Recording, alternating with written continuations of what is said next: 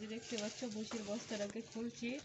সেই ভুসির বস্তাটাকে খুলে ভুসিগুলো রোদে শুকাইতে দেবো। আর ভুসিগুলো যেখান থেকে নিয়ে আসছি এই ভুসিগুলো অনেক ভিজা, তো ভিজা ভুসি রান্না করা যায় না। তো এই ভুসিগুলো যদি রোদে শুকায় নেয় তাহলে কিন্তু রান্না করতে বেশ ভালোই জাল জ্বলে, আর এই ভুসিটা অনেক ভালো জাল জ্বলে।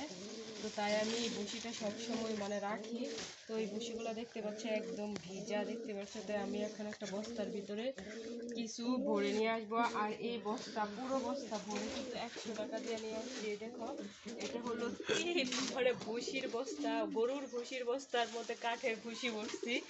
তো এখন হলো এই বস্তাটার ভিতরে আমি কিছু ভুসি নিয়ে নিব, নিয়ে কারণ এত বড় বস্তা তো আর নেওয়া সম্ভব না। তাই আমি কিছু ভুসি আরেকটা বস্তায় ভরে তারপর বস্তা দিয়ে আসবো। তাই আমি আরেকটা বস্তাতে নিয়ে নিচ্ছি।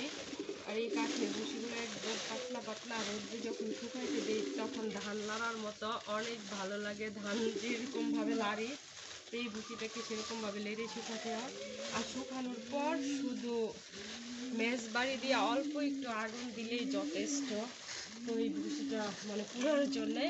আর মাটির চুলায় আমি সবসময় রান্না করি, তো সেই ক্ষেত্রে এই ভুসিটা আমি রাখি লাকড়ির সাথে, এবং জাল ধরানোর ক্ষেত্রে অনেক ভালো লাগে। আর লাকড়ির সাথে দিলে তো লাকড়ি লাগে, এটা শুধু এই ভুসি দিয়ে রান্না করা যায়।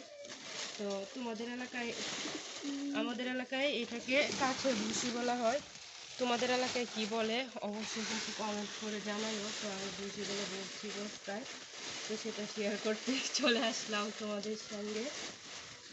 আসলে এই ভুসিগুলো যখন নিয়ে আসছি তখন এই বস্তাটা ভরছি, এখন এই বস্তা থেকে আরেকটা বস্তায় ভরছি, ভরে তারপরে কিন্তু নামাবো। আরেকটা কারণ হলো বস্তাটা যে সময় বইরা আনছি আমি কিন্তু বাড়ি থেকে একদম নতুন একটা বস্তা নিয়ে গেছি, বইরা সবটুকু আনতে পারছি, কিন্তু বাড়িতে আই না ফালায় কিন্তু এই যে বস্তাটা কিন্তু ছিঁড়া গেছে। আর বস্তাটা কিন্তু একদম নতুন ছিল। আর এইটা আসলে একটা জিনিস বাঁচাইতে যায় আমার বস্তাটা গেছে। আমি যদি ওই জিনিসটা না বাঁচাইতাম তাহলে অবশ্যই মানে বস্তাটা যেত না। আর সেটা বাঁচানোর কারণ কি আমি বলি তোমাদেরকে। এই যে দেখো এটা হলো বাচ্চাদের খেলপাতি, এটার ভিতর মতো যে অনেক খেলনাপাতি আছে, এই যে দেখতে পাচ্ছ ঢাকনা, বোতল, তারপরে স্কেল, তারপরে এই হলো বালতি বুলতি, সব মিলাইয়া কিন্তু এটাকে বাঁচাইতে যায়। তারপর আমার বস্তাটা কিন্তু ছিঁড়ছে, আর নয়তো আমার এই বস্তাটা ছিঁড়তো না।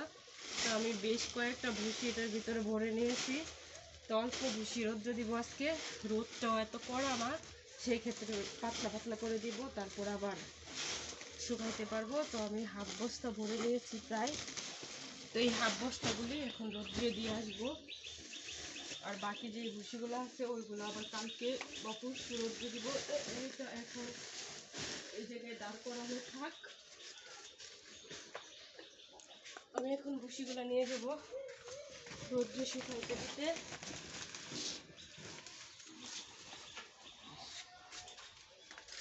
রোদ্রে শুকাইতে দিতে যাচ্ছি। তো আমার ভুসির এই ভিডিওটা কেমন হলো অবশ্যই কমেন্ট করে জানাবা। আর রোদ্রে নিয়ে যাচ্ছি শুকানোর জন্য, চলে যায়।